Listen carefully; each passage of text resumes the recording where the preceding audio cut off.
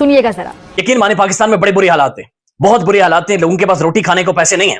अगर अपनी शॉपिंग थोड़ी सी कम कर लेंगे या थोड़ा सा आगे बढ़कर हिस्सा डालेंगे, किसी की ईद अच्छी बना ले, बस इतनी गुजारिश है। बाकी आप लोग समझदार हैं, मुझे पता है जो मेरे देखने वाले हैं उनके भी हालात इतने अच्छे नहीं हैं, लेकिन बड़ी बुरी हालात।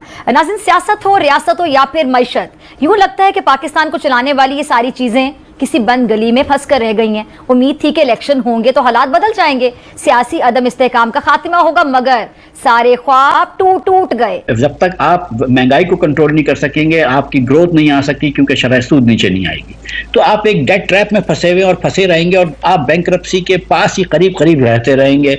कभी IMF से बेल आउट ले लिया, कभी सऊदी अरब से बेल आउट ले लिया, बस इस तरह जिंदगी गुजरेगी और लोग गरीब से गरीब तक। हमारा शुमार उनमें होता है जो सिर्फ भूखे प्यासे रहते हैं। रोजा तो बर्दाश्त का दर्ज देता है सबसे पहले अगर देखा जाए तो, लेकिन हम हाइपर हो जाते हैं और फिर इसका इल्जाम रोजे पर लगाते थे, रोजा में भूख लगी हुई है इसलिए हाइपर हो गए।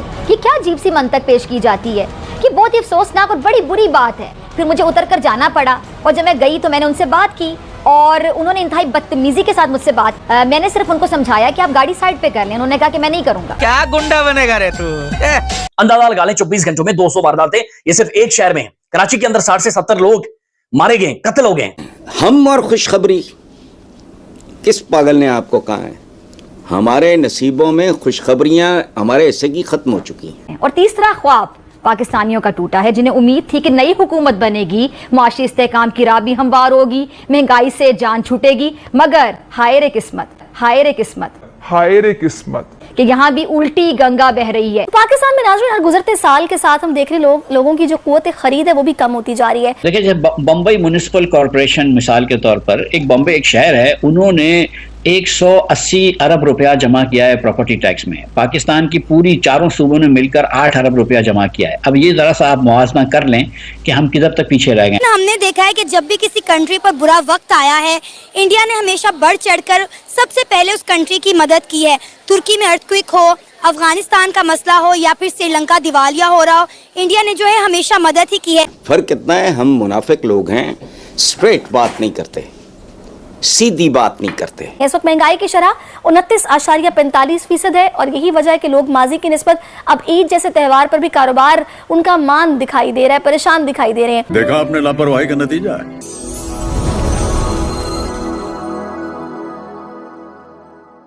नाज़रीन, सियासत हो, रियासत हो या फिर मईशत, यूं लगता है कि पाकिस्तान को चलाने वाली ये सारी चीजें किसी बंद गली में फंस कर रह गई हैं। उम्मीद थी कि इलेक्शन होंगे तो हालात बदल जाएंगे, सियासी अदम इस्तेहकाम का खात्मा होगा, मगर सारे ख्वाब टूट गए। नून लीग का नवाज शरीफ साहब को चौथी बार वजीर आजम बनाने का ख्वाब भी टूट गया।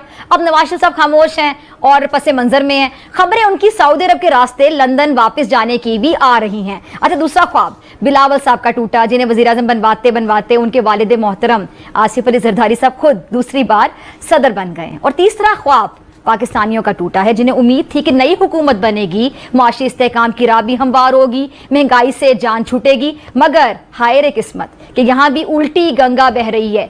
8 फरवरी के आम इंतखाबात के बाद नई हुकूमत को कायम हुए 2 महीने ही हुए हैं और अभी से ऑपोजिशन जमातों ने हुकूमत मुखालिफ एहतजाजी तहरीकों का ऐलान कर दिया है। PTI तो खैर 2 साल से एहतजाज कर रही है, सबको पता है, मगर अब बड़ा फैसला JUI के सरबराह मौलाना फजलुर रहमान साहब का सामने आया है। 2 साल तक मौजूदा हुकूमती जमातों नून लीग पीपल्स पार्टी के सियासी इमाम रहने वाले मौलाना फजलुर रहमान साहब ईद के बाद हुकूमत के खिलाफ एक भरपूर तहरीक चलाने के नारे मार रहे हैं। अच्छा, मौलाना साहब की जमात ने 4 बड़े फैसले किए हैं, सुनिएगा जरा। एक इंतखाबात के नताइज को मुस्तरद कर दिया।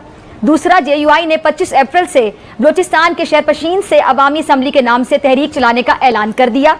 तीसरा, मौलाना की जमात ज़िमनी इंतखाबात में भी हिस्सा नहीं ले रही है। और चौथा और सबसे अहम नुक्ता यह है कि एहतजाजी तहरीक के लिए उन्होंने दूसरी सियासी जमातों मसलन PTI से भी बातचीत का ऐलान किया है और PTI भी एहतजाज का आपको पता ऐलान कर चुकी है। अगर दोनों जमातें मिलकर तहरीक चलाने पर राजी हो गई तो फिर ईद के बाद मौसम ही नहीं बल्कि सियासी पारा भी बहुत हाई होगा और सड़कों पर दमादम मस्कलंदर होता भी दिखाई देगा।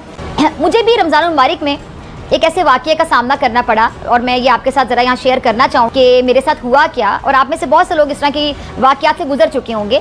मैं डॉक्टर की क्लिनिक से निकल कर बाहर आ रही थी तो बाहर ये एक गाड़ी खड़ी थी जो कि बिल्कुल सड़क के सेंटर में आप देख सकते हैं। साइड पे पार्किंग की कितनी जगह आपको नज़र आ रही होगी, इस साइड पे भी और वो देखें दूसरी साइड पे भी। लेकिन एक गाड़ी वाला बीच सड़क के यहाँ खड़ा था और इस गाड़ी वाले को मैंने हॉर्न दिया और बहुत बार दिया और इन साहब ने गाड़ी नहीं हटाई, साइड पे भी नहीं की। फिर मुझे उतर कर जाना पड़ा और जब मैं गई तो मैंने उनसे बात की और उन्होंने इंतहाई बदतमीज़ी के साथ मुझसे बात की। मैंने मास्क पहना हुआ था और शायद वो मुझे नहीं पहचान पाए थे और मैंने खुद भी तारुफ करवाना मुनासिब नहीं समझा।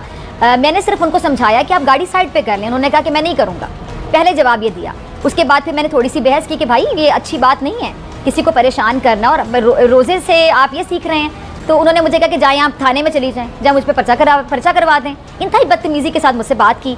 मैं साहब को जानती भी नहीं थी, लेकिन ऐसे बहुत से साहिबान सड़कों पर होंगे और इस तरह के बहुत से वाक़यात से आप भी गुजरे होंगे जहाँ पर लोग अपनी गलती मानने के बजाय बदतमीज़ी करते हैं। और ये नज़ारे सिर्फ आपको सड़कों पर नहीं मिलेंगे। अब तो जो हमारे बच्चे बच्चियाँ हैं, नौजवान हैं, उनका ज़्यादातर वक्त सोशल मीडिया पर गुजरता है और वहाँ पर हालात बहुत ही ख़राब है। महंगाई से तबाही निकली हुई, यानी एक दिन के अंदर लाहौर के अंदर 200 वारदातें हुई, 200 लोगों ने वारदातें की हैं। ये बात आपने ज़हनों में रखें। ये जो वारदातों में इजाफा हो रहा है, पाकिस्तान की पढ़ी लिखी मिडिल क्लास है, उनके पास रोटी नहीं है, बच्चों की ईद करवाने के लिए कपड़े नहीं है, लिहाजा अपना हक अदा करें। और ये चोरी चकारी, ये इन चीजों में मजीद इजाफा होगा, इनमें और ज्यादा चीजें बढ़ेंगी। एहतियात भी बरतें। रायगढ़ में यानी मरियम साहबा जहां पर इनका घर है, वहां पर भी बंदे मारे गए। अंदाजा लगा लें 24 घंटों में 200 वारदातें, ये सिर्फ एक शहर में है। कराची के अंदर 60 से 70 लोग मारे गए, कत्ल हो गए। लिहाजा बाहर निकले, एहतियात करें और अपने तौर पर सपोर्ट करें, अपने तौर पर लाजमी दूसरे का हाथ बढ़ाएं, किसी तरह से उनके लिए ईद आसान बनाएं, उनके लिए महीना आसान बनाएं।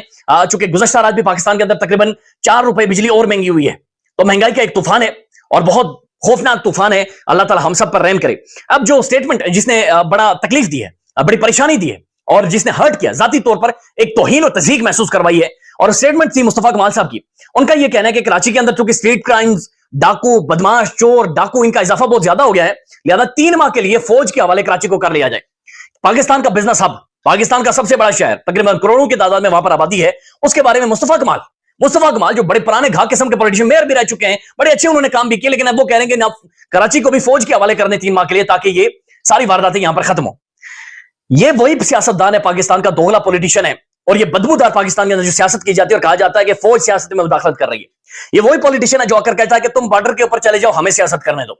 ये वही सियासतदान है जो कहता है कि हमारा बाजू पकड़ा जाता है, हमें सियासत नहीं करने दी जाती। ये वही सियासतदान है जो इदारों की तस्दीक करता है, वही सियासतदान है जो जर्नलों के खिलाफ बातचीत करता है, वही सियासतदान है जो इदारों के सरबराहान की तस्दीक करता है और एक मजलूमियत का वोट लेता है। इनकी औकात देख लें, इनकी असलियत देख लें, इनकी असल कैपेसिटी और सलाहियत इनकी आप देख लें कि एक शहर के बारे में ये कह रहे हैं कि जनाब हमसे मैनेज नहीं होता, यहां पर फौज को बुला लें। अवाम की जानो माल का ज़िया हो रहा है। यहाँ फूड पांडा राइडर्स तक को बेचारों को इस वक्त अपनी जान बचानी मुश्किल है। अब हालात क्या है कराची शहर के, में तारिक मतीन साहब ने इसके ऊपर खुलकर वीडियो भी की है। कराची के अंदर तकरीबन 40,000 पुलिस वाला है, वहां पर 40,000 पुलिस वाला मौजूद है। इसके अलावा बाकी महकमे भी हैं जो हुकूमत के अंडर आते हैं। 40,000 पुलिस वाला है। उन 40,000 पुलिस वालों में से 24,000 पुलिस वाला सिर्फ इन वीवीआईपी के प्रोटोकॉल के ऊपर लगा हुआ है। 40 में से आधे पुलिस वाले, 40,000 में से सिर्फ इनके प्रोटोकॉल के लिए, इनके लिए सड़कें बंद करने के लिए, सड़कें खोलने के लिए, इन्हें सलूट मारने के लिए, इनके आगे गाड़ियां, इनके पीछे गाड़ियां लगाने के लिए मौजूद है। और ये कह रहे हैं कि जनाब हमसे कराची ठीक नहीं होता, हमसे स्ट्रीट क्राइम मैनेज नहीं हो रहा, लिहाजा वहां पर फौज को बुलाएं और फौज ये सारे मामला ठीक करे। अगर फौज ने पीएसएल भी करवा कर देनी है, फौज ने एग्रीकल्चर भी ठीक करनी है, फौज ने नादरा भी चलाना है, फौज ने तालीम भी चलानी है, अगर फौज आकर तुम्हारी जब सैलाब आ जाए तो तुम्हें तुम्हारी नालियां भी आकर साफ करे, तो फिर बेहतर है जनाब तुम लोग बैठ जाओ, नहीं चलाने दो, फिर मुल्क उन्हीं के हवाले कर दो। फिर ठीक है, इसको कह दें कि मार्शल लॉ जरूरी है मुल्क के अंदर, फिर ये कह दें कि जनाब एक इदारे फौज के अलावा पाकिस्तान के अंदर कैपेसिटी नहीं है, पाकिस्तान के इदारे आप लोग बर्बाद कर चुके। यानी कराची का बजट करोड़ रुपए का, अरबों रुपए का एक बजट है खाली, लेकिन वो कह रहे हैं कि नहीं जी वो फौज के हवाले कर दें। कहने का मकसद ये है कि इतने अरसे से ये चले जा रहा है, ये सारा कुछ हो रहा है और इतना बड़ी एक्टिविटी। और एक और ख़ास बात, हमने जब वार ऑन टेरर लड़ी है उसमें जब हमने मेन अपने टारगेट अचीव कर ली, उसके बाद हमने जब अपने इलाकों में कॉम्बिंग ऑपरेशन शुरू किया, हमने मुख्तलिफ इलाकों में, जिसमें डीजी खान का इलाका भी था, जिसमें सिंध के इलाके भी थे, जिसमें बलूचिस्तान के इलाके भी थे, केपी के इलाके भी थे, वो कॉम्बिंग ऑपरेशन में पूरा कह लें कि दहशत गर्दों के खिलाफ वो सारा किया गया। कहाँ छुपे हैं, किसी जंगल में छुपे, उसके ऊपर इसके बावजूद इनका खात्मा नहीं हो सका। और ये पॉसिबल नहीं है कि कोई बहुत बड़ी पुष्टपनाई और सप्लाई ऑफ इक्विपमेंट, डीजल, गाड़ियां, ये सारी चीज़ें जो अगर सप्लाई अवेलेबल ना हो तो ये कैसे चल सकता है इतना अरसा। तो बुनियादी तौर पे मसला ये है कि यकीनन कोई ना कोई पुष्टपना इनके हैं और बड़े पुष्टपना हैं, तगड़े लोग हैं जो इनसे यकीनन हिस्सा लेते होंगे। मुफ्त में तो सारा कुछ नहीं होता होगा। पाकिस्तान की सिविलियन बालादस्ती की तौहीन है कि स्ट्रीट क्राइम्स और वारदातें कंट्रोल करने के लिए वो कह रहे हैं ना हमें फौज ला कर दें, फौज आकर करें। बॉर्डर पर खड़ा फौजी जो बॉर्डर की हिफाजत के लिए खड़ा है, वो अगर कराची के अंदर मुस्तफा कमाल को सिक्योरिटी दे दे के मुस्तफा कमाल अपने लोगों को नहीं बचा सकता, शर्म का मुकाम है। जब तक आप महंगाई को कंट्रोल नहीं कर सकेंगे, आपकी ग्रोथ नहीं आ सकती क्योंकि शरह सूद नीचे नहीं आएगी। तो आप एक डेट ट्रैप में फंसे हुए और फंसे रहेंगे और आप बैंकरप्सी के पास ही करीब करीब रहते रहेंगे। कभी IMF से बेल आउट ले लिया, कभी सऊदी अरब से बेल आउट ले लिया, बस इस तरह जिंदगी गुजरेगी और लोग गरीब से गरीब तक